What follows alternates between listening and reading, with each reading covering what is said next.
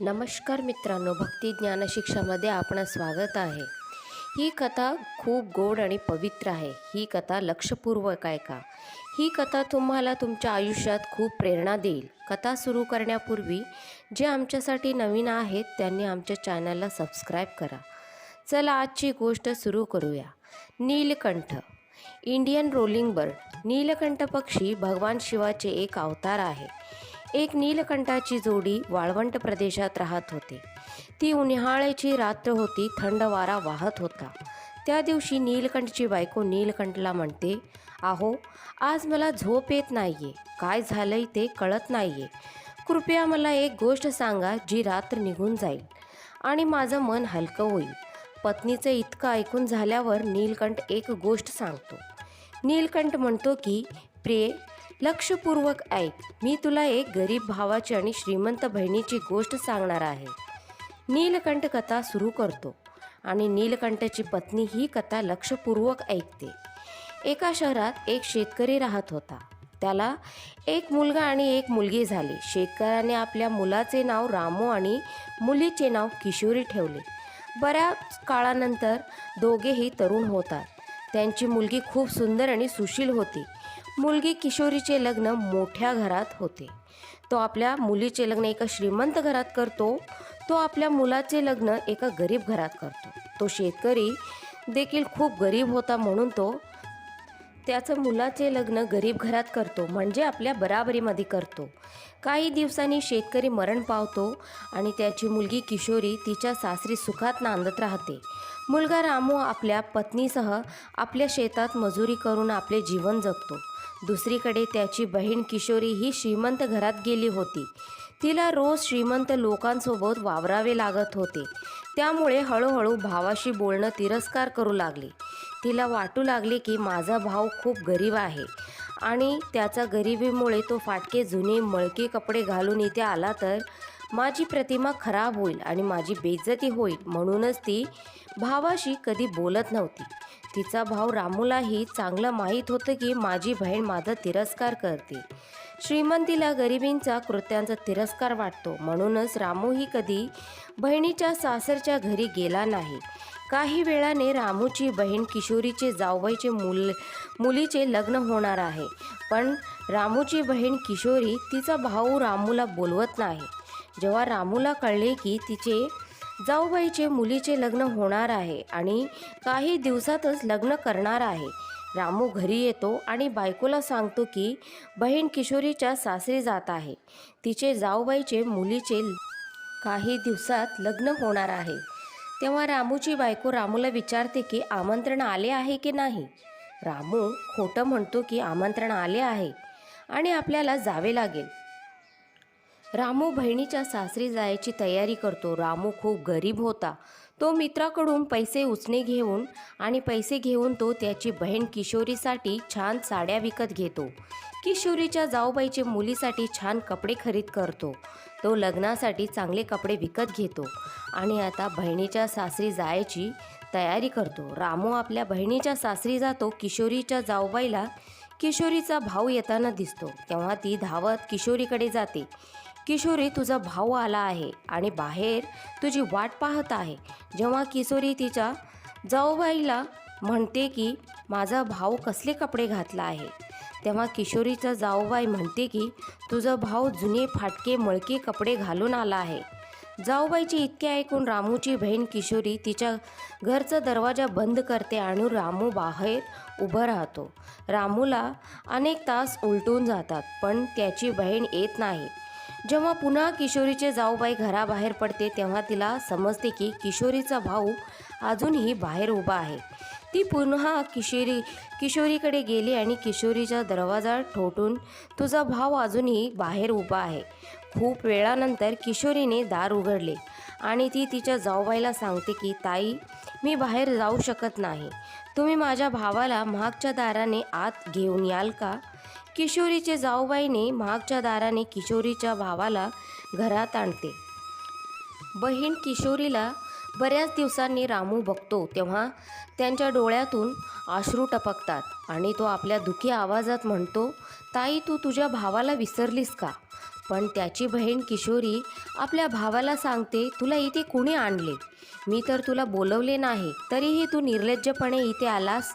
आणि ती म्हणाली, तुला लाज नाही, तुला मान नाही, तू फाटके जुने कपडे घालून माझ्या घरी आलास. निदान तुला तरी माझा मान सन्मानचा विचार करायला हवे. रामूच्या बहीण किशोरी आपल्या भावाला असे खरे खोटे बोलते.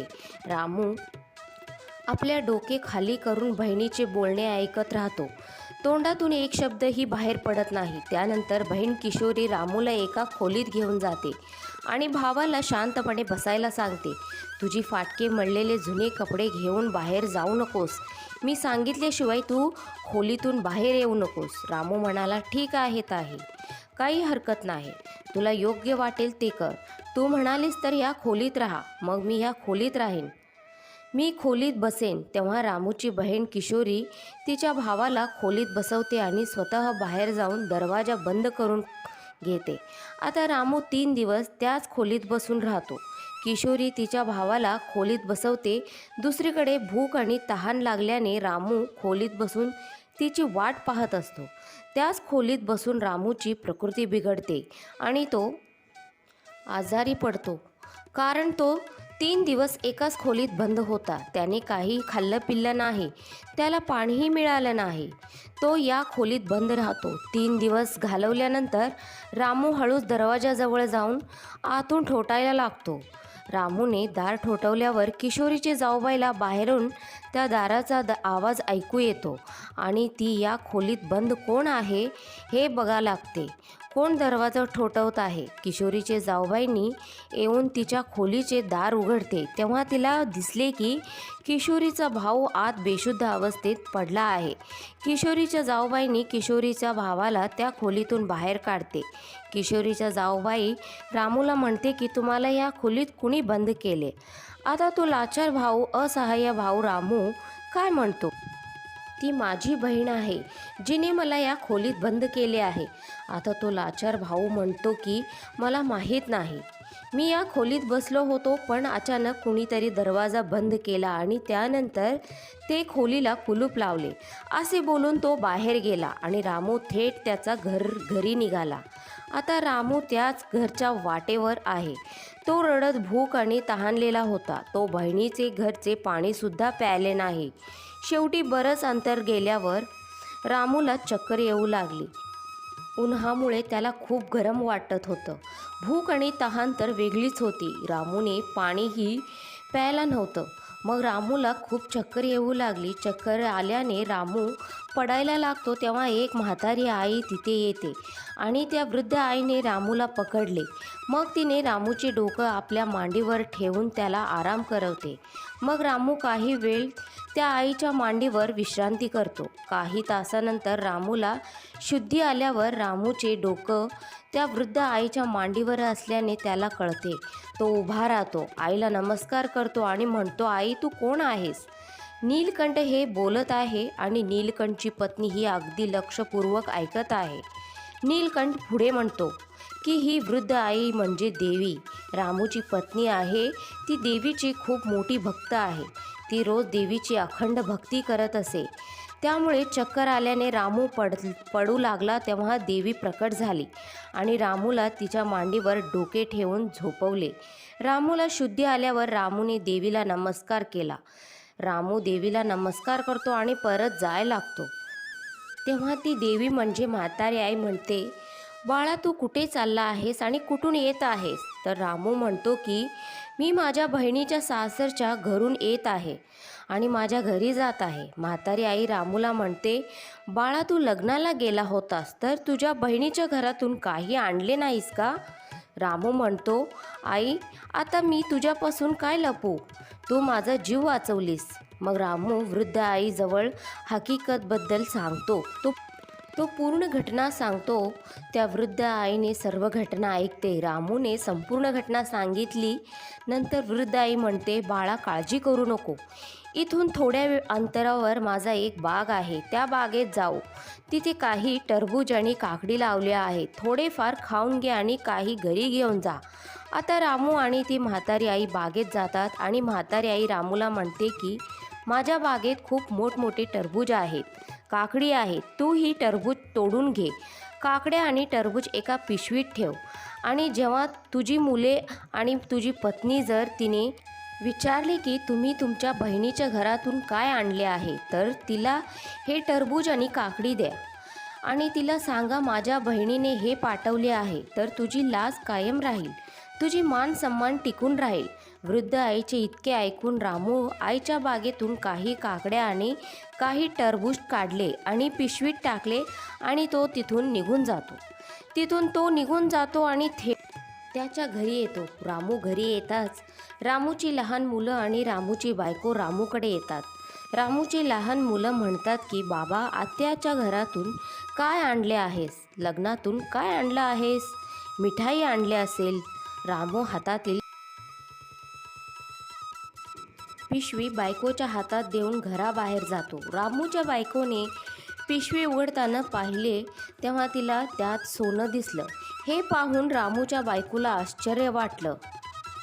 टरबूज आणि सोनेरी काकडी आहे. रामूची बायको विचार करू लागते, आमच्या नंदेला आमच्या गरिबीवर खूप दया आली म्हणून तिने इतके पैसे पाठवले आहे. तिने दुसरे टरबूज उघडले तेव्हा तिला दिसले की त्यात बियाऐवजी हिरे आणि मोती आहेत. आता रामूची बायको तिच्या नवऱ्याकडे जाते आणि त्याला सांगते की तुम्ही लग्नाला गेला होता आणि हे काय आहे तुमच्याकडे? काय आणले आहे? रामू विचार करू लागला की माझ्या बायकोला टरबूज आणि काकडी मिळाली आहे. मी लाडू आणले नाहीत. मी लग्नाला गेलो होतो म्हणून लाडू आणायला हवे होते. आता माझ्या बायकोला लाडू हवे आहेत. काकडी आणि टरबूज बघून ती अशीच बोलत आहे.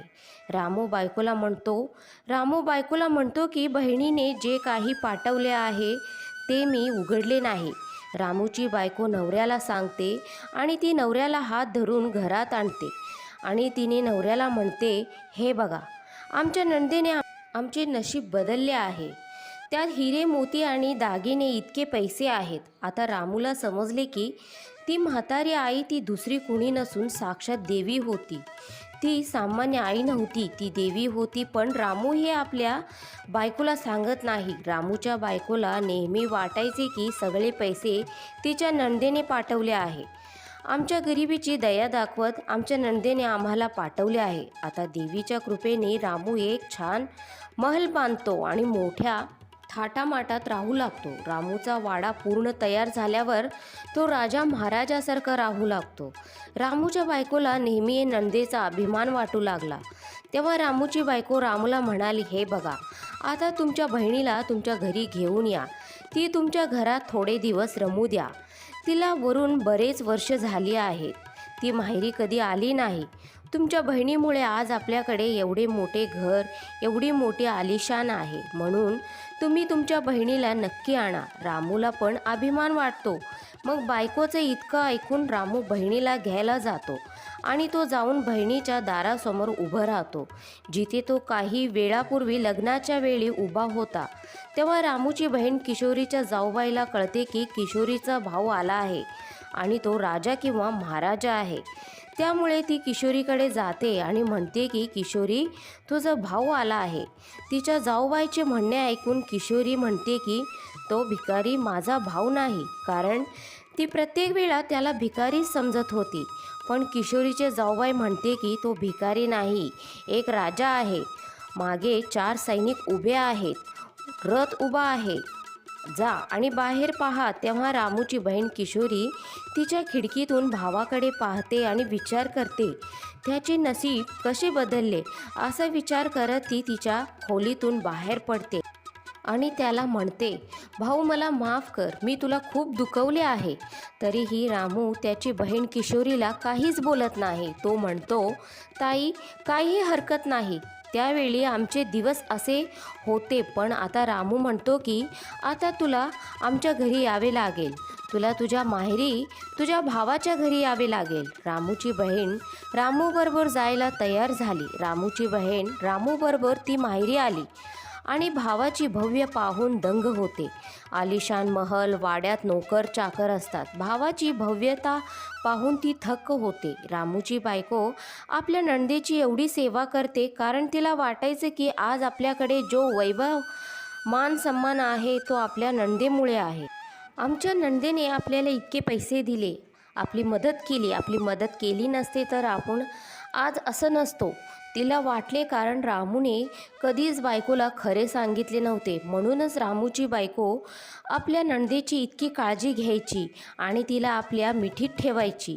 काही दिवसांनी जेव्हा रामूची बहीण किशोरी जाण्याची वेळ आली तेव्हा रामूने आपल्या बहिणीसाठी एक इच्छायुक्त जोडे म्हणजे चप्पल भेट द्यायचा विचार करतो. रामू मोचीकडे जातो आणि मोचीला बहिणीसाठी एक बोलणारे जोडे बनवायला सांगतो. रामू मोचीकडे जातो आणि मोचीला म्हणतो, मोची भाऊ, असे जोडे बनवा, माझी बहीण चालले तेव्हा ते असे बोलले पाहिजे. नीलकंठ आपल्या पत्नीला म्हणतो, प्रिये, जे मी 8 गोष्टी सांगणार आहे ते लक्षपूर्वक ऐक. 1. नशिबावर अवलंबून राहू नका, कारण नशिबाचा भाग 1% असतो तर मेहनतीचा भाग 99% असतो. 2. जीवनात चांगला माणसांना शोधू नका, स्वतः चांगले व्हा आणि कुणीतरी तुम्हाला शोधत येईल. 3. आयुष्यातील अडचणी आपल्याला त्रास देण्यासाठी येत नाही तर आपल्याला लपलेल्या क्षमतेची जाणीव करून देण्यासाठी येतात. 4. जग तुम्हाला नाव ठेवण्यात व्यस्त असेल तर तुम्ही नाव कमावण्यात व्यस्त राहा. 5. जीवनात अनुभव एक असा कठोर शिक्षक आहे जो पहिली परीक्षा घेतो आणि नंतर शिकवतो. 6. आयुष्यात त्या व्यक्तीला विसरू नका जी तुमच्यासाठी सारं काही विसरण्यास तयार असतो. 7. दुसऱ्यांच्या प्रती कठोर वाणीचा प्रयोग करू नये. दुसऱ्यांना सुख देणारी वाणी बोलावी ज्याने आपल्या मनालाही शांती मिळेल. 8. गरिबांची कधी चेष्टा करू नका, कारण नशीब पलटायला आणि गरीब व्हायला वेळ लागत नाही. रामू मोचीला म्हणतो, मोची भाऊ, असे जोडे बनवा, 8 गोष्टी सांगितले पाहिजे. बहीण घालेल आणि जे जोडे या 8 गोष्टी सांगतील, जे माझी बहीण ऐकेल आणि जेव्हा ती या 8 गोष्टी ऐकेल तेव्हा तिला तिच्या चुकीचा पश्चाताप होईल. रामू त्याच्या बहिणीसाठी हिरे मोतींनी लावलेले सोने चांदीचे जोडे बनवतो आणि ते आपल्या बहिणीला देतो आणि म्हणतो, बहीण, हे जोडे घे आणि आता तू आरामात जा, आपली काळजी घे. रामूने आनंदाने आपल्या बहिणीला त्याच्या घरातून निरोप दिला. आता रामूची बहीण सोने, चांदी, हिरे आणि मोती जडलेले जोडे एका पिशवीत ठेवते आणि ते तिच्या घरी घेऊन जाते. आणि घरी घेऊन गेल्यावर ती जोडे तिच्या जाऊबाईला, तिचे सासू आणि सासरे, परिवारचे इतर सदस्यांना दाखवते. म्हणते, हे बघा, माझा भाऊ सोने, चांदी, हिरे आणि मोती जडलेले जोडे दिले आहे. किशोरीचा सासऱ्यांनी किशोरीला म्हणतो की जर तुझा भाऊ तुला सोने, चांदी, हिरे जडित जोडे दिले आहे तर एकदा घालून दाखव. जेव्हा रामूची बहीण किशोरी तिच्या भावाने दिलेले जोडे घालतले तेव्हा ती जोडे म्हणू लागतात की दुसऱ्यांच्या प्रती कठोर वाणीचा प्रयोग करू नये. दुसऱ्यांना सुख देणारी वाणी बोलावी ज्याने आपल्या मनालाही शांती मिळेल. जसे जसे किशोरी आपले पाऊल टाकते तसे तसे ते जोडे 8 गोष्टी बोलू लागतात. गरिबांची कधी चेष्टा करू नका, कारण नशीब पलटायला आणि गरीब व्हायला वेळ लागत नाही. जेव्हा जेव्हा रामूची बहीण एक पाऊल जमिनीवर टाकते तेव्हा जोडे बोलू लागतात. तिने एक पाऊल पुढे टाकले आणि पुन्हा जोडे बोलायला सुरुवात केली. जोडे 8 असे गोष्टी सांगतात. किशोरीचे सासरचे लोक जोडे बोलायचे तेव्हा ते जोड्यांचे शब्द ऐकायचे. आता त्यांचे डोके नतमस्तक झाले. त्यांच्या पैशांचा गर्व तुटला ज्याबद्दल ती किशोरी तिच्या भावासोबत बोलायची. तिने आपल्या भावाशी इतके गैरवर्तन केले की ती शरमेने बुडून मेली. त्यानंतर हळूहळू त्यांच्या व्यवहारात मोठा घाटा झाला आणि हळूहळू ते इतके गरीब झाले की त्यांच्याकडे खायला अन्नही नव्हते. एकेकाळी तर अशी अवस्था आली होती की या बहिणीला भावाच्या दारात येऊन भीक मागावी लागली आणि भावाला म्हणावे लागले, भाऊ, आता आमची मदत कर. त्या आईच्या आशीर्वादाने रामू आपल्या बहिणीला मदत करतो आणि तो आपल्या बहिणीला त्यांच्या वाड्यात ठेवण्यात प्रयत्न करतो आणि तिला आपल्या वाड्यात जागा देतो. असे म्हणतो, ताई, तुझ्यासाठी माझे दरवाजे सदैव उघडे आहेत. आपल्या बहिणीला जवळ घेऊन पुन्हा आपल्या बहिणीचा घर संसार परत उभा करतो. आता बहीण भाऊंचं नातं अगदी मजबूत झालं. ते दोघे सुखात राहू लागले. असे अनोखे नाते बहीण भावाचे असते. भाऊ म्हणजे बहिणीचा एक आधारस्तंभ असतो, जीवाला जीव देणारा. असे हे सुंदर नाते निसर्गाने निर्माण केलेले आहे. ही कथा इथेच संपते. आम्हाला आशा आहे की तुम्हाला ही कथा नक्कीच आवडेल आणि तुम्ही या कथेतून खूप प्रेरणा घ्याल. धन्यवाद.